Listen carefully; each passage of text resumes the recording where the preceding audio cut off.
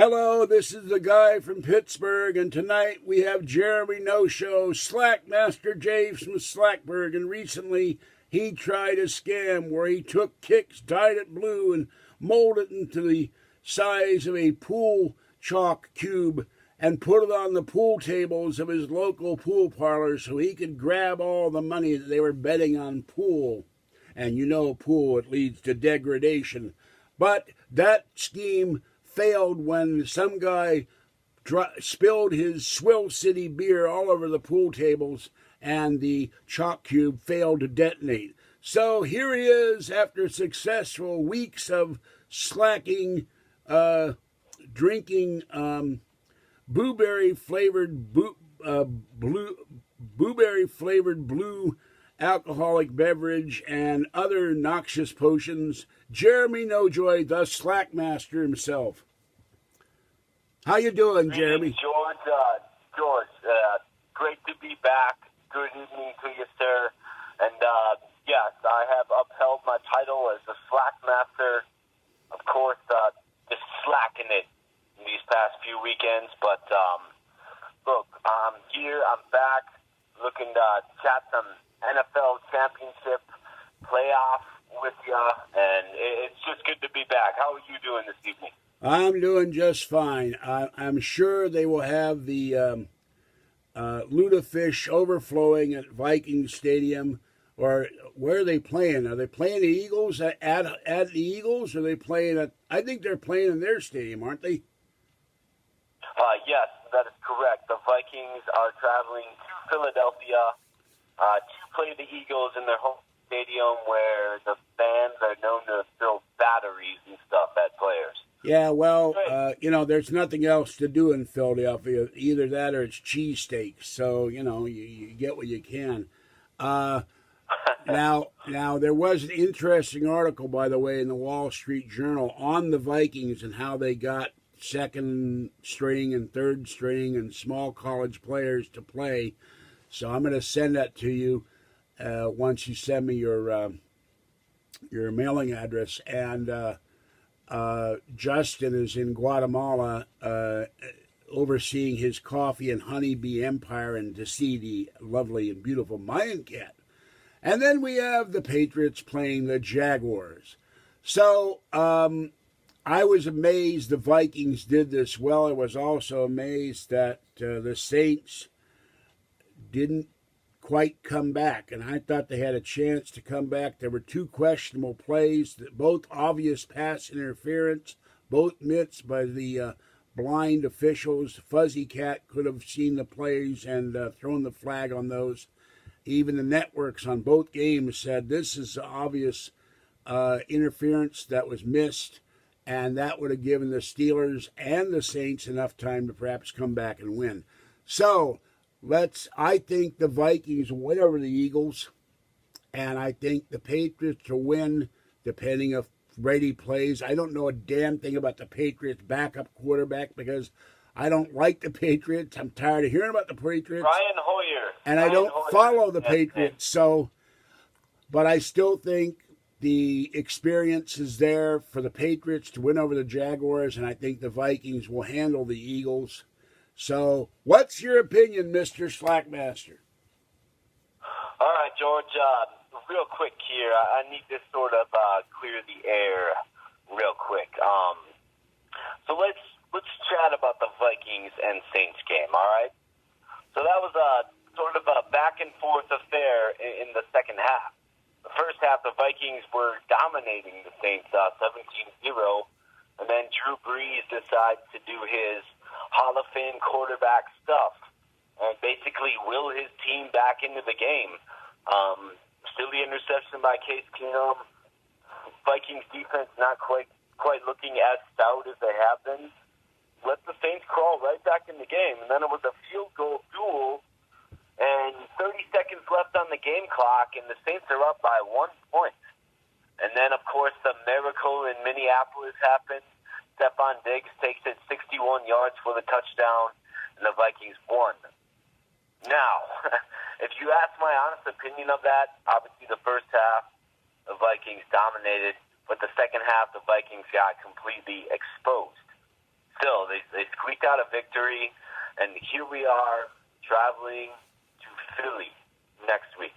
I think the Vikings were ultimately the better team in that one, but it was a hard-fought game. It was a great game to watch on TV, and me as a Vikings fan kind of feeling like, oh boy, this is going to happen again. Here we go. We're going to find a way to choke this away and lose this game that we should have rightfully won, losing a 17-point lead. That's tragic, man. You can't do that in the NFL and take yourself seriously. I thought it was tragic that I could have ragged you for the next year about that. Man, my heart rate was through the roof that game, George, and when that moment happened, well, let me tell you this. Being a Vikings fan, I've been through 98. I've been through 09. I've seen the rises and the falls. I've had my heart ripped out by the team before, but I still love them and I still bleed purple. But let me tell you, man, when that Stephon Diggs catch, and he took it to the house to win the game, when that occurred, it was just such a surreal moment for me. I didn't even believe it was happening, to be 100% honest with you. And it took me a solid 5 minutes after the touchdown, after all the celebration and the hysteria was going on to actually realize what just happened. I mean, us Vikings fans were kind of programmed that way. Ask a lot of people, they will tell you the exact same thing. But anyways, moving on here, we got the Minnesota Vikings, Philadelphia Eagles, all right? So this game is actually a tale of two teams that are quite similar to one another, all right? Now, these are teams with sort of journeyman quarterbacks, like Nick Foles has been kicked around the league. A few different teams here and there had one good season, but it's pretty much been a backup his career. And then we got Mr. Case Keenum, who just popped out of nowhere for the Vikings this year and led them to 11-3 record and, a deep run in the playoffs.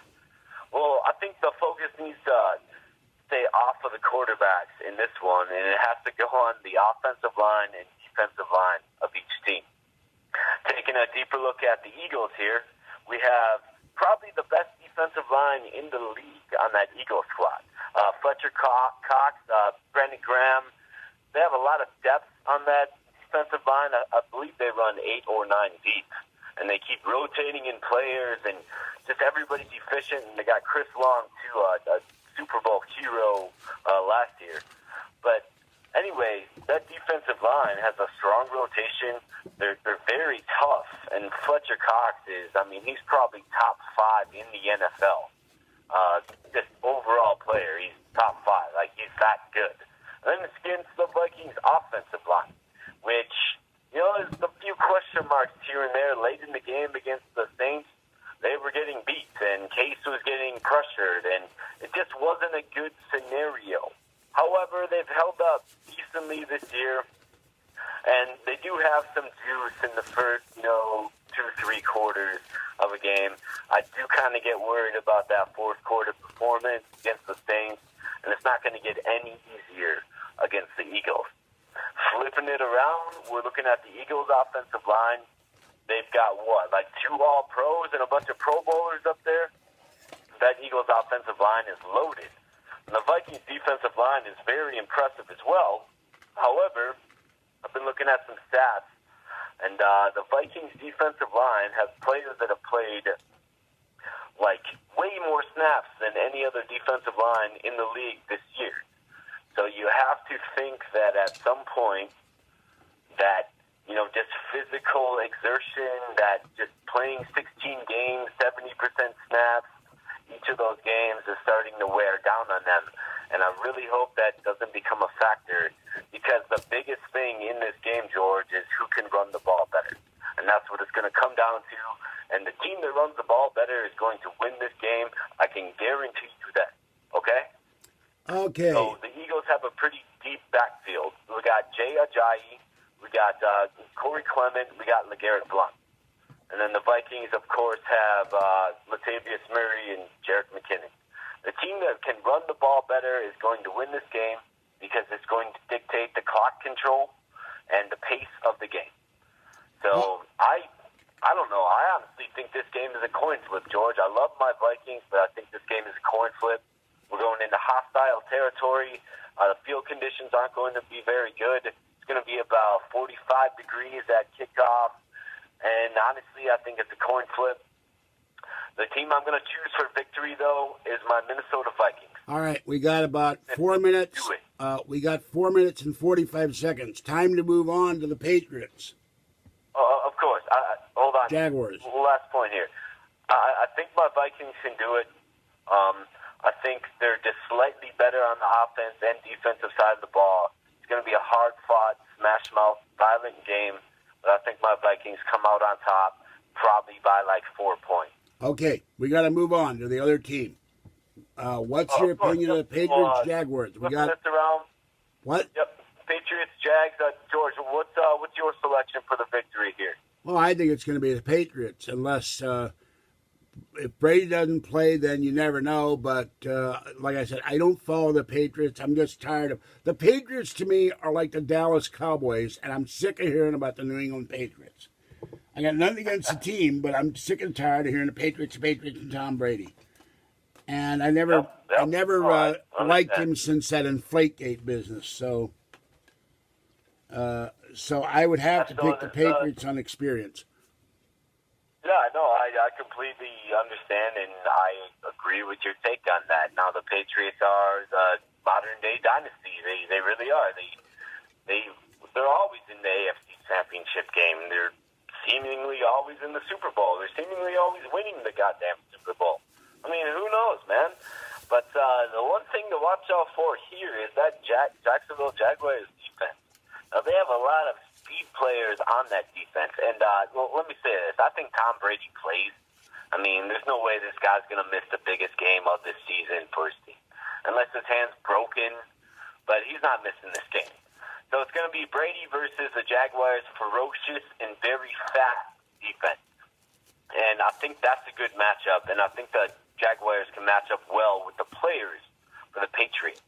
However, the X factor for the Patriots is very simple. It's their excellent coaching. It's their insane offensive-minded coaching that they can do. Like, they're going to watch tape on the Jaguars. They're going to understand what they do well, which is a lot of things on the defensive end of the ball. And they're just simply going to take it away, or they're going to find a way to manufacture offense against that defense. And this is why the Patriots have been so successful. It's Bill Belichick and his staff, and then, of course, a Hall of Fame quarterback that can simply execute easily. So my choice is the Patriots to win this game. However, let me pose this. If the Jacksonville Jaguars defensive line wins the battle against the Patriots offensive line and is visibly pushing them back on every snap, watch out, because Tom Brady, at his 40 years of age, tends to get a little bit flustered these days. And even though this is the biggest game of the season, he's still susceptible against a ferocious, fast, athletic defense like the Jaguars. I mean, I'm picking the Patriots to win, but I don't think it's going to be a blowout like some people seem to think. This Jacksonville defense is real. They have two shutdown all-pro cornerbacks on the outside, and they have the speediest linebacker pair in Telvin Smith and Miles Jack that the league has known. So it's not going to be a wash. It's not going to be an easy run. The Patriots are going to have to really earn this victory. But I still got to go with the Patriots because at the end of the day, it's Tom Brady making more plays than Blake Bortles, and I just don't really have much confidence in the Jaguars' offense unless Leonard Fournette goes crazy. But remember, he sprained his ankle last week. So I think with the coaching staff and just the veteran leadership on the Patriots, they get it done. Patriots-Vikings Super Bowl in Minneapolis this year. And that's going to be a fun one to watch. Okay, we're running out of time. I got to ask one question. I don't want a long, lengthy explanation. We got 30 seconds. What do you do if the Vikings lose? Tears on my pillow, man. Tears on my pillow. But it's going to be an interesting Super Bowl. Okay, gotta go. We're out of time. This is George Senda, the guy from Pittsburgh, with my NFL picks with Jeremy No Show. All right, have a great evening. Stay warm and safe out there. Bye-bye for now.